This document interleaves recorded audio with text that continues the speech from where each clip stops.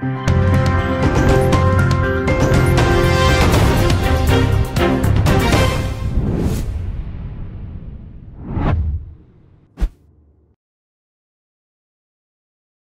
SCC ewo ewiase na yedana seyante asemfo fa na chese enye wo meyimu ena ye wona apakoye se too much de dana da ye ni etwi eye amansan eso ehwe de ekoso ewo meyi emu ede na chese de bebebia no ewo se yemfa ememesumu na munsumu hunia eko ewo ewiase a wuti eye emu na kura wuti emu se de be ya obema wani ada hon se dia abonefosem adoso papa ya ma chese menina ebi boni na nkan ni nim se nkan mema ene wa kokodro o muti di ewu mema na ye nyoma nka ense batanka ma de ye de ane se nim so oba de wo ya abortion no na ewu de nim se ma betimi edi pa na so se de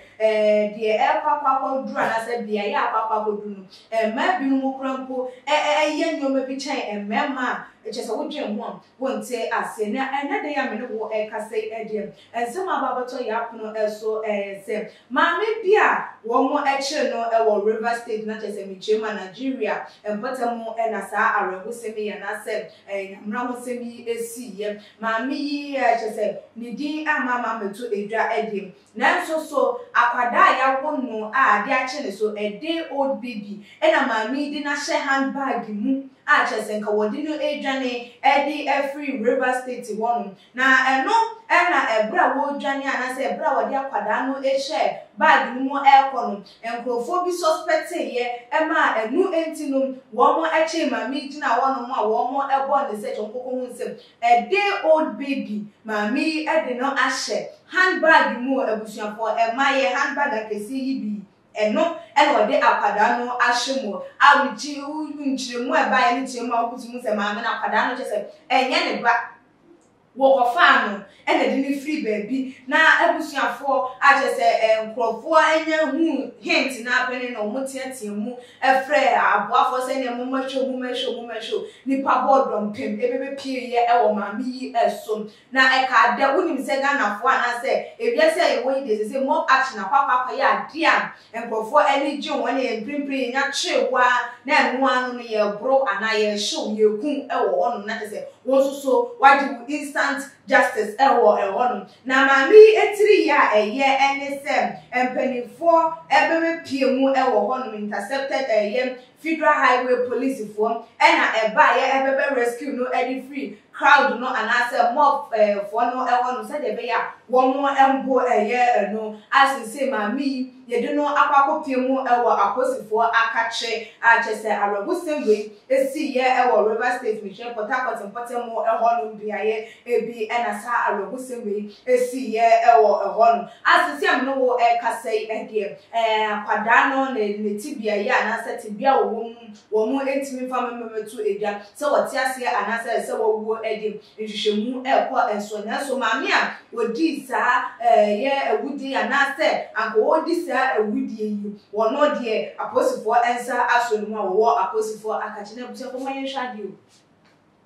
ankwa ye be mampo ni akase be ma de woni abadaye wo ba a woni sedie mame anase wo ba efa yefuna esi atiem emu ntesutie emu me kondo emu chese nyoma bebre na se wo betimi abo ne ba atimi afasa ya we nyina mu for 9 good months na wawo ebia odi wo se bag mu na wo de beche wo mu se ebi ntimi wo makasa eba eku wo mo ede nanso so se dodo na kase ebia na wo hia ba enti na ema ni diza na se ebia na awo nheda eba ema no ewo na afam nuti ema ni diza bone fosem no na se awo krampo na emba ema wo a na wo pa akwada at least wo de wo fa akwada no bo no ka kede kura no posem wan kasa wo ba empe fane se wan kasa wo ba na kenkenkan obi ehunu se o we de wa wo bank no de kreti eni ye eyibia wo bi etirimu se ma me we akoda yin ne ba na mu watimi ede na she handbag emu nti se akwada no wo anya wo me na wo wu a again and I become a bit say ebia na rituals be and I would get akwadano e because they say there be adults so pa hunu enche mami papa bia wono wan go do school montamanko will be e fa ne ba ede no akọ efie a che se eno so ekokọ ye nsem buburuja na enti se u kwa rituals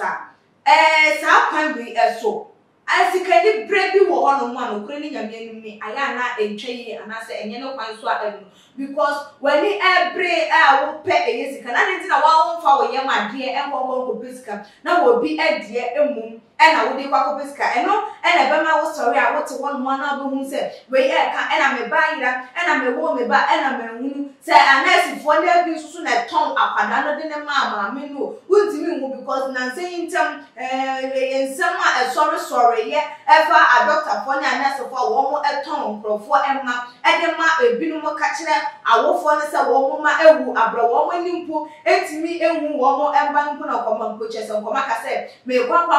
kwesire no ebusuafo enoma ekosui ene dia ekoso ewo eye ewiasi enso etinka ye wo ene ye de ye wa etinka be ye wo de anan no me bi wo hono ma ya na ye sorry a na ye ka se na si ena si like no me bi enyem na nso so ye hwa dem se wo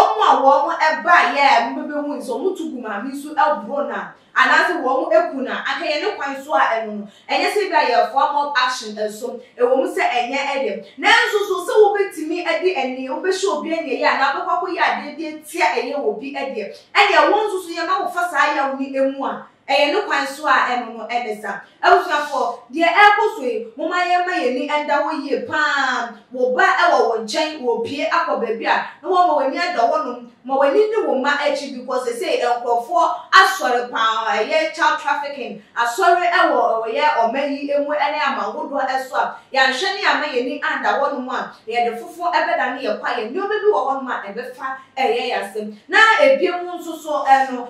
ye wo hospital wo kwako wo anase bibia eni nso a wo nso so no ma wani enko eye a doctor for ni nurse for no ewu because o betimi aye bibia wan kasa na ebia na wonim echire no ye beka cho na wo bewu ena sei esoso na nya de se ye de akwada no ebeba abechew mami bona fosem a wodi ya na se de nka na wo ba ye ntim ama posifo ensa aso ni den ena wo so betimi aka ede afa ho for the channel ebra ebetuja e wotumaji e comment section if you want to like the videos na share or all the social media platforms so e kwes kapa any that's the you must edi e share e bi makam